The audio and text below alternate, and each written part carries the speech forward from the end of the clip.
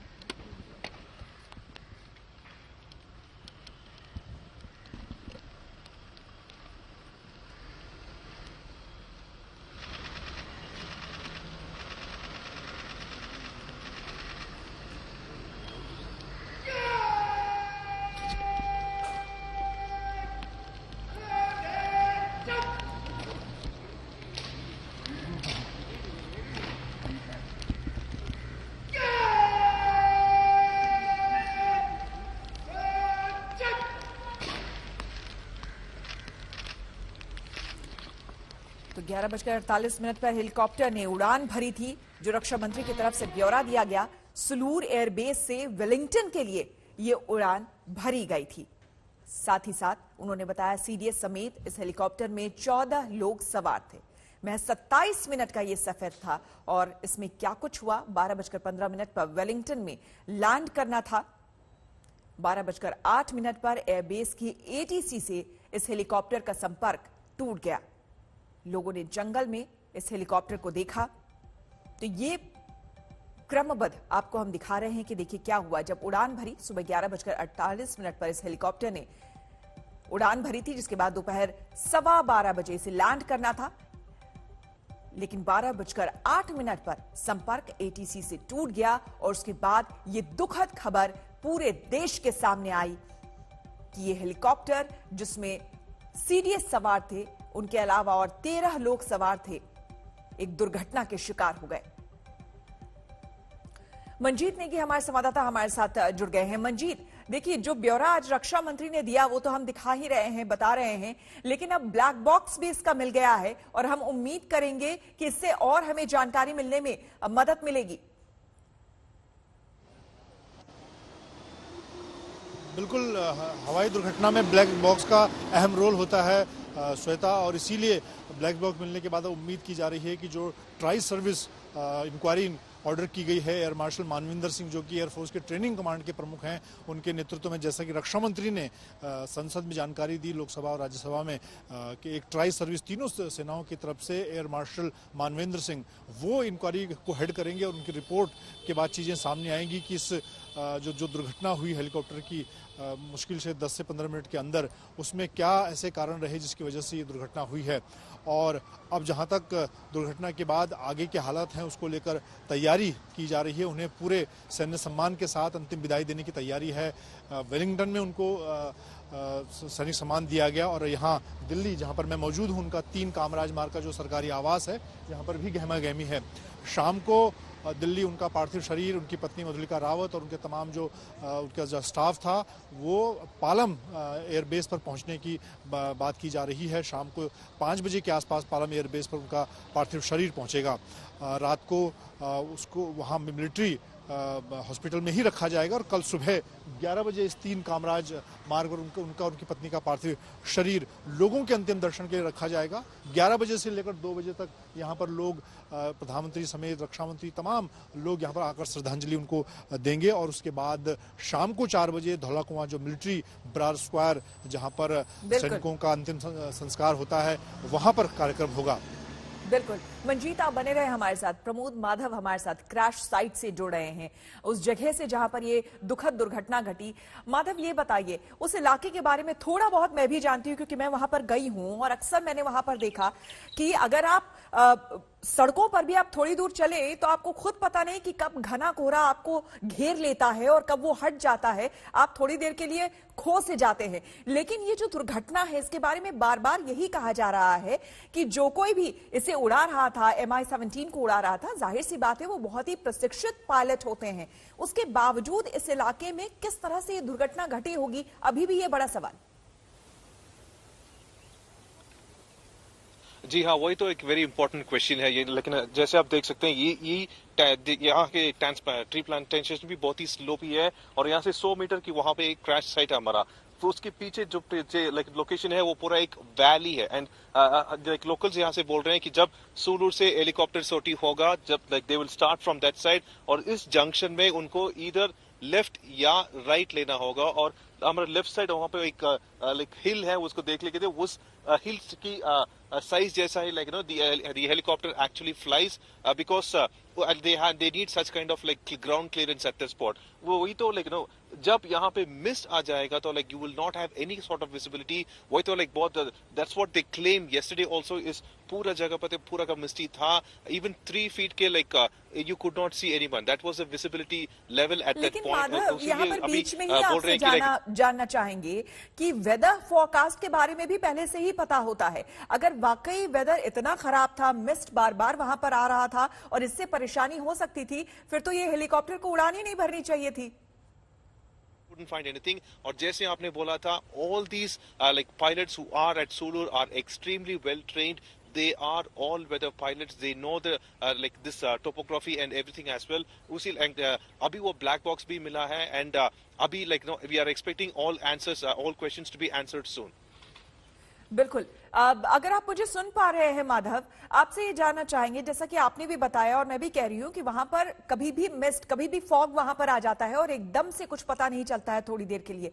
पहले से अगर इस तरह का वेदर फोरकास्ट था जो कि वहां पर अक्सर रहता है, तो उसके हिसाब से तो इस हेलीकॉप्टर को उड़ान ही नहीं भरनी चाहिए थी. माधव से हम कनेक्ट करने की कोशिश करेंगे. आपको बता दें कि दरअसल यही बहुत बड़ा सवाल है कि आखिर ये दुर्घटना घटी कैसे. अब भी ये एक बड़ा सवाल बनकर सभी के सामने है.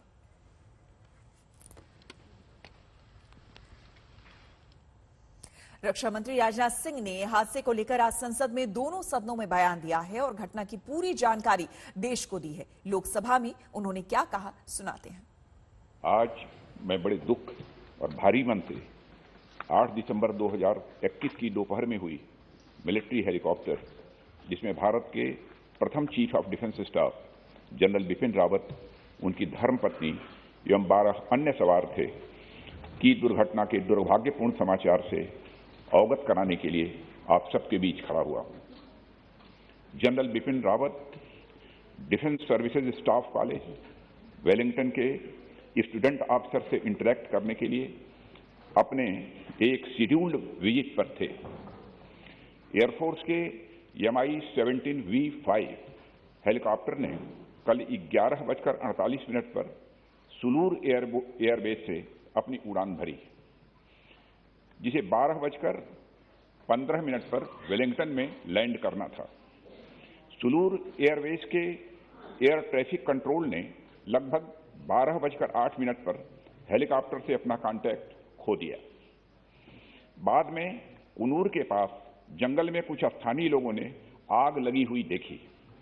जब वे भागकर उस स्थान पर पहुंचे तो उन्होंने मिलिट्री हेलीकॉप्टर के अवशेष को आग की लपटों से घिरा हुआ देखा। स्थानीय प्रशासन से एक बचाव दल उस जगह पर पहुंच गया। उन्होंने क्रैश साइट से सर्वाइवर्स को रिकवर करने का भी प्रयास किया। उस अवशेष से जितने भी लोगों को निकाला जा सका, उन सबको यथाशीघ्र वेलिंगटन के मिलिट्री हॉस्पिटल पहुंचाया गया। प्राप्त जानकारी के अनुसार उस हेलीकॉप्टर में सवार कुल 14 लोगों में से 13 लोगों की मृत्यु हो गई। अध्यक्ष महोदय, air chief marshal Shri VR Chaudhary को घटनास्थल पर दुर्घटना की सूचना प्राप्त होने पर कल ही भेज दिया गया है। उन्होंने घटनास्थल एवं वेलिंगटन हॉस्पिटल जाकर स्थिति का जायजा लिया। इस दुर्घटना के संबंध में इंडियन एयरफोर्स द्वारा एयर मार्शल मानवेंद्र सिंह की अध्यक्षता में एक ट्राई सर्विस इंक्वायरी के भी आदेश दे दिए गए हैं। इंक्वायरी टीम के ऑफिसर्स ने कल ही वेलिंगटन पहुंचकर अपना कार्य भी प्रारंभ कर दिया है। चीफ ऑफ डिफेंस स्टाफ का अंतिम संस्कार फुल मिलिट्री ऑनर्स के साथ किया जाएगा और अन्य सभी मिलिट्री पर्सनल का अंतिम संस्कार भी एप्रोप्रिएट मिलिट्री ऑनर के साथ किया जाएगा। अध्यक्ष महोदय, अंत में मैं देश की ओर से सभी दिवंगत लोगों को हार्दिक श्रद्धांजलि अर्पित करता हूं और उनके परिवारजनों के प्रति अपनी संवेदना भी व्यक्त करता हूं। उत्तराखंड को अपने इस महान सपूत पर हमेशा गर्व रहेगा। पैतृक गांव सैंड शोक में डूबा हुआ है। आज तक ने बात की जनरल रावत के चाचा से, जिनको अब भी यकीन नहीं हो रहा कि बिपिन रावत अब इस दुनिया में नहीं रहे। जनरल बिपिन रावत के निधन से सिर्फ सेना के लोग नहीं बल्कि पूरा देश इस वक्त शोकग्रस्त है और ऐसे में हम उनके पैतृक गांव पहुंचे हैं और इस गांव में उनके चाचा जी मौजूद हैं।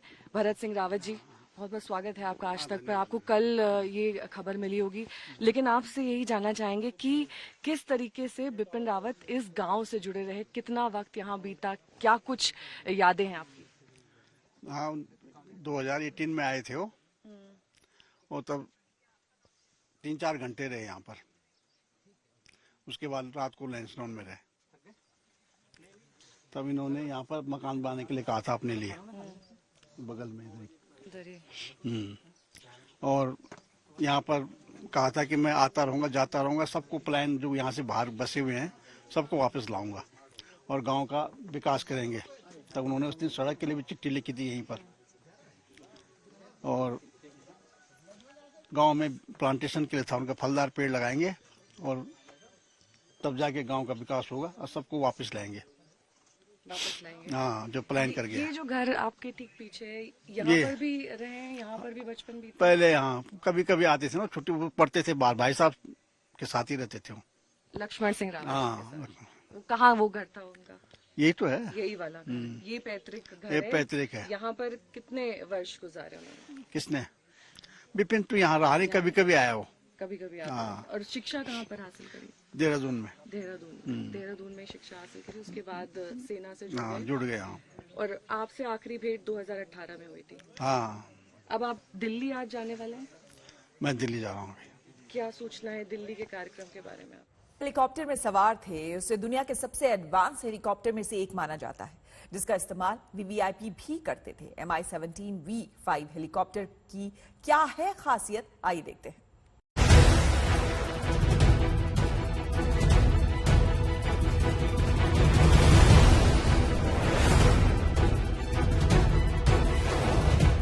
दुनिया के सबसे एडवांस हेलीकॉप्टर में से एक MI-17, जिसका इस्तेमाल देश के वीवीआईपी करते हैं। प्रधानमंत्री नरेंद्र मोदी से लेकर रक्षा मंत्री और गृह मंत्री जिसमें उड़ान भरते हैं, जो खराब मौसम में आसानी से उड़ सकता है, जो पहाड़ी इलाकों में बेफिक्र दम भरता है। आखिर उस MI-17 को क्या हो गया? आखिर क्यों दुनिया का सबसे एडवांस प्लेन इस तरह से क्रैश हो गया? वो प्लेन जिसमें देश के बहादुर जवान सवार थे, वो प्लेन जिसमें दुनिया की सबसे ताकतवर आर्मी में से एक के पूर्व चीफ सवार थे। तस्वीरें देखकर अंदाजा लगा सकते हैं कि हादसा कितना दर्दनाक और भयानक है। हेलीकॉप्टर के परखच्चे उड़ गए, आसपास के पेड़ टूटकर जमीन पर गिर पड़े और इस जलती हुई आग ने पूरी हिंदुस्तान की आंखें नम कर दी। MI-17 V5 रूस का एक ट्विन इंजन मल्टीपर्पज हेलीकॉप्टर है, जिसकी गिनती दुनिया के सबसे एडवांस ट्रांसपोर्ट हेलीकॉप्टर में होती है। मिलिट्री के 3 क्रू मेंबर्स के साथ 36 सैनिकों को ये ले जा सकता है, 36,000 किलो तक भार उठा सकता है। वीवीआईपी के लिए तैयार किए गए इस विशेष हेलीकॉप्टर में अधिकतम 20 लोग ही सवार हो सकते हैं। MI-17 V5 को विशेष रूप से ज्यादा ऊंचाई पर गर्म मौसम पहाड़ी इलाके की स्थिति में बेहतर तरीके से ऑपरेट करने के लिए डिजाइन किया गया है। यही वजह है कि इसे सेना हथियारों के ट्रांसपोर्ट, फायर सपोर्ट, रक्षक दल की गश्ती और सर्च एंड रेस्क्यू मिशन में इस्तेमाल करती है। दुनिया के करीब 60 देश 12,000 से ज्यादा MI-17 हेलीकॉप्टर इस्तेमाल करते हैं, क्योंकि इसकी खूबियां इसे बहुत ही ताकतवर और भरोसेमंद बनाती है। MI-17 8 मीटर सेकंड की रफ्तार से ऊंचाई पर जा सकता है।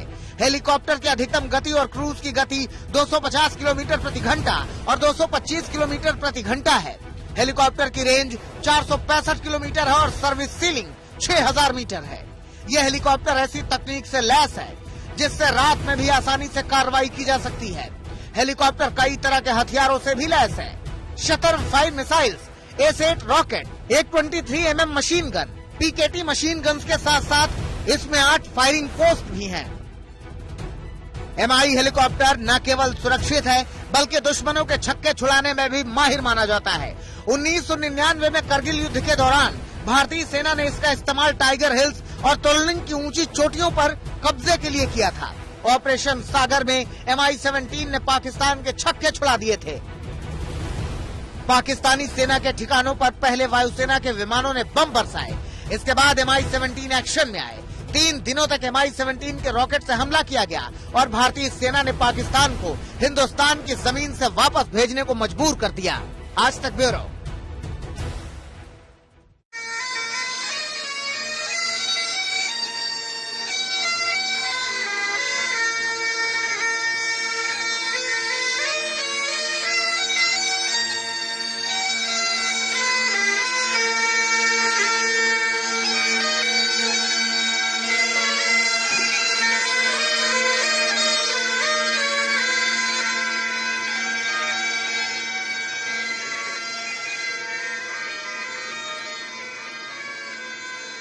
चीफ ऑफ डिफेंस स्टाफ यानी कि CDS बिपिन रावत अब हमारे बीच नहीं रहे, लेकिन भारत के उस शूरवीर योद्धा की एक एक बात आज हमें बताती है कि उनके भीतर देश की सुरक्षा और सेवा का जो जज्बा था वो अतुलनीय था। बिपिन रावत की हुंकार सुनकर दुश्मन के दिल हिल उठते थे। हम आपको वो ललकार सुनाएंगे जो किसी भी जवान के लिए किसी प्रेरणा और दुश्मन के लिए किसी चेतावनी से कम नहीं। तरह से हमने देखा है कि हथियार और असला ड्रोन के जरिए हमारे देश में भेजा जा रहा है। ये भी एक खतरा है, मतलब कि अगर इस तरह से असला और एमुनिशन और ड्रग्स अगर हमारे देश में आते रहेंगे तो हो सकता है कि हमारे अंदरूनी माहौल को बिगाड़ने की कोशिश जारी है। तो सीज फायर अगर सरहद पे सीज फायर हो रहा है तो हम तो ये चाहेंगे कि सरहद के साथ साथ हमारा जो हिंटरलैंड है, कश्मीर वैली है, वहाँ पे भी पूरी तरह से सीज फायर होना चाहिए और पाकिस्तान की ओर से कम कोई दखलंदाजी न हो। अगर पाकिस्तान के तरफ से कोई दखलंदाजी नहीं होगी तो हमारी फोर्सेज जो हैं वो काबिल हैं कि सिचुएशन को हम पूरी तरह से कंट्रोल में ला सकें। जब 2 साल पहले जम्मू कश्मीर से अनुच्छेद 370 हटाया गया तो लगा कि वहां पर हालात बेहद खराब होंगे, लेकिन सुनिए उस वक्त जनरल बिपिन रावत कितने हालात सामान्य होने को लेकर आश्वस्त थे। देखिए, इस तरह की तैयारी हम सदा सतर्क रहते हैं, हम सदा तैयार रहते हैं। किसी तरह की कार्रवाई होगी तो हम उसके लिए तैयार हैं। ऐसे स्टेटमेंट से हमें कोई फिक्र करने की जरूरत नहीं है और ना आपको फिक्र करने की जरूरत है। रावत सर, एक चीज बताइए सर, आर्टिकल हटने के बाद जम्मू कश्मीर की जनता और आर्मी का जो गैप है वो बिल्कुल खत्म हो जाएगा, आपको लगता है?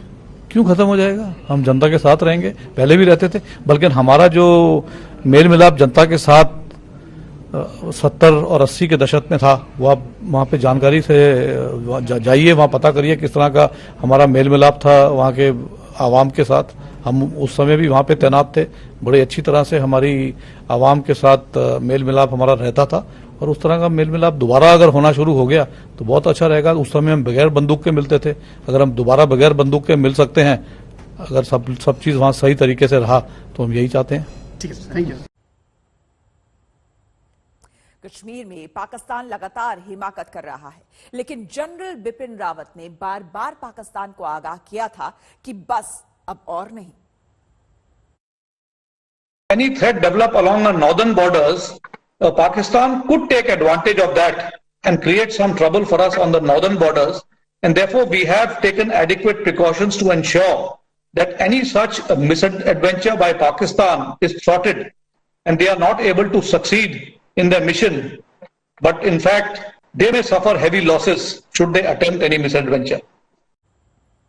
जनरल बिपिन रावत आज हमारे बीच भले ही नहीं है, लेकिन हमारे खास कार्यक्रम एजेंडा आज तक में वो कई बार आए। उन्होंने देश के जवानों को नाम, नमक, निशान, वफादारी और इज्जत का सैन्य मंत्र दिया था। सुनिए उस जोशीले योद्धा को। तो मैंने सोचा कि क्यों ना आज इस विषय पर विचार किया जाए जिस पर हर भारतीय सैनिक, हर सेना के ओहदेदार को अक्सर प्रश्न पूछा जाता है।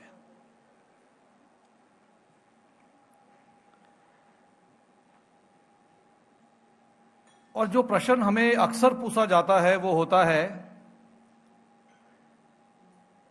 कि आपको कौन सी ऐसी विचारधारा है, आपके मन में जो विचार आते हैं जो आपको अपना कर्तव्य पालन करने पर बड़े दृढ़ संकल्प के साथ आगे बढ़ते रहने के लिए हर चुनौती का सामना करते हुए आपको क्या अपने कर्तव्य करने को मजबूर करते हैं या तहे दिल से आप निस्वार्थ कर्तव्य की भावना के साथ आपने कर्तव्य का पालन करते आते रहे हैं और आने वाले दिनों में भी इन कर्तव्यों का पालन करते रहेंगे।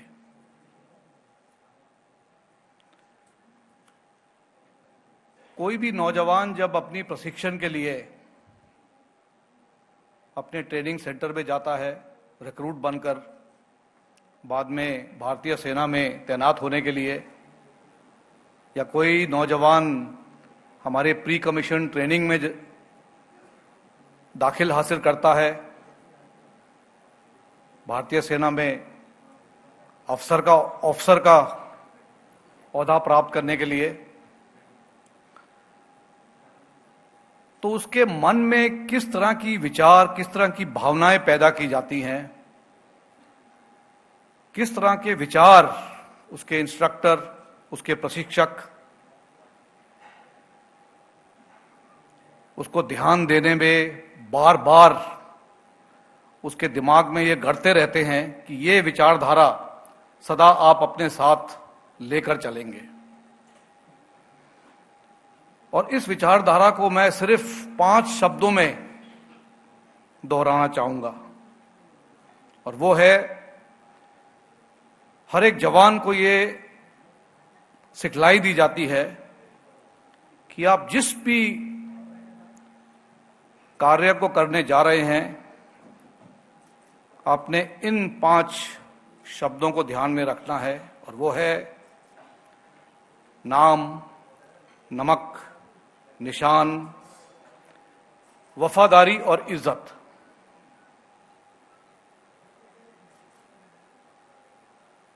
तो नाम से जवान क्या समझता है? पहले जो सेनाएं होती थी वो राजा महाराजाओं की सेना होती थी, तो उस वक्त उन्हें उस राजा के नाम का ध्यान रखते हुए अपने प्रत्येक कार्य करने पड़ते थे। लेकिन आज के दौर में सेनाएं देश की होती हैं, सेनाएं देश के लोगों की होती हैं। इसलिए देश का नाम, मान और सम्मान सदा कायम रखने के लिए हर एक जवान को प्रोत्साहित किया जाता है। फिर ये नमक कहां से आ गया? नमक तो जैसे आप जानते हैं कि हमारी जो संस्कृति है उसमें हम किसी का नमक चख लेते हैं तो हम सदा उसके वफादार हो जाते हैं, और हम नमक चखते हैं फौजी होने के नाते इस मातृभूमि का, और एक बार इस मातृभूमि का नमक चख लिया तो हम वफादार हो जाते हैं इस मातृभूमि के लिए। इसीलिए प्रत्येक सैनिक, चाहे वो सरहद में तैनात हो या वो अंदरूनी सुरक्षा में कार्यरत हो, वो अपने उस नमक के लिए अपनी जान न्यौछावर करने से कभी नहीं हिचकिचाता। भारत को आंख दिखाने की गुस्ताखी करने वाले पड़ोसियों को करारा जवाब देने के लिए जनरल बिपिन रावत ने बार बार कहा था कि हिंदुस्तान हर मोर्चे पर तैयार है। The situation along the borders is concerned, let me tell you, we have managed the situation well, both on our western front and on our northern front. There should be no cause for concern.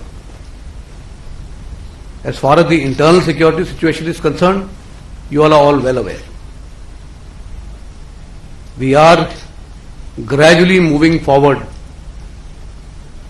to bring the situation under better control. I am not saying that the situation in J&K is completely under control. It needs to be brought under better control. Agenda hashtag में बिपिन रावत ने पाकिस्तान को चेतावनी देते हुए अपना agenda साफ कर दिया था कि जम्मू कश्मीर में आतंकवाद को हराने का उनका प्लान तैयार है।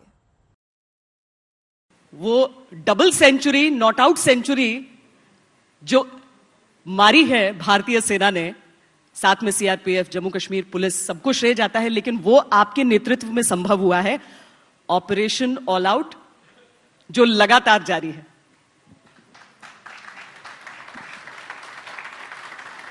इसका जो श्रेय है वो किसी एक व्यक्ति या किसी एक संस्था को नहीं जा सकता। इसका श्रेय सभी सैनिक बल, अर्धसैनिक बल, हमारी इंटेलिजेंस एजेंसीज, स्टेट गवर्नमेंट और सेंट्रल गवर्नमेंट, ये सब के जरिए जो कोऑर्डिनेशन रहा है और जिस तरह से एक सिनर्जी में कोऑर्डिनेटेड एफर्ट दर्शाया सबने, इसका श्रेय उन सबको जाता है। और इसका सबसे अधिक श्रेय मैं देना चाहूंगा उन वीर जवानों को जो जम्मू कश्मीर में तैनात हैं, जमीनी हालत को मद्देनजर रखते हुए जो वहां पर बड़े साहस और जोश के साथ कार्रवाई कर रहे हैं। तो इसका श्रेय सभी को जाता है, किसी एक व्यक्ति या किसी एक संस्था को नहीं दे सकते हम इसका श्रेय। सर, लेकिन इसके साथ ही ये भी सच है कि इससे पहले जब आपने संभाला कार्यभार अपना, उस वक्त एक बहुत बड़ी समस्या होती थी कि अगर आतंकवादी मारे जाते थे तो हमारे जवान भी शहीद होते थे। लेकिन आपने रणनीति में कोई तो ऐसा बदलाव किया कि अचानक वो आंकड़ा बदला हमारे पक्ष में। देखिए, जो आतंकवादी होते हैं वो अपनी रणनीति बदलते रहते हैं और हमको उनसे आगे चलकर कार्रवाई करनी होती है। तो हमको भी जो अपनी रणनीति है, उनकी रणनीति को मद्देनजर रखते हुए और ये ध्यान में रखते हुए कि वो आगे की कार्रवाई किस प्रकार से करेंगे, अगर हम उनसे 2 कदम आगे रहे तो हमें सफलता मिलती रहेगी। मैं साथ ही, चूंकि ये भी हमने फैसला किया था कि आपका 1 साल पूरा हो रहा है, तो हम आपसे उस 1 साल के बारे में भी जरूर कुछ सुने। 1 साल पूरा हो गया, मुझे तो महसूस ही नहीं हुआ। ये तो आप लोग ने बताया कि 1 साल पूरा होने को आया है। तो 1 साल जो है, मैं यही कहूंगा कि देश के लिए बहुत अच्छा साल रहा है, हमारी सेनाओं के लिए बहुत अच्छा साल रहा है। जैसे कि जब मैंने सेना अध्यक्ष का भार संभाला था तो उस वक्त मैंने कहा था मेरा सर्वश्रेष्ठ जो टास्क रहेगा वो ये रहेगा कि सेना का जो नाम है, सेना का जो मनोबल है, वो एकदम उच्च स्तर पर रहे और मेरे ख्याल में हम इसे काबिल करने में हासिल हुए हैं।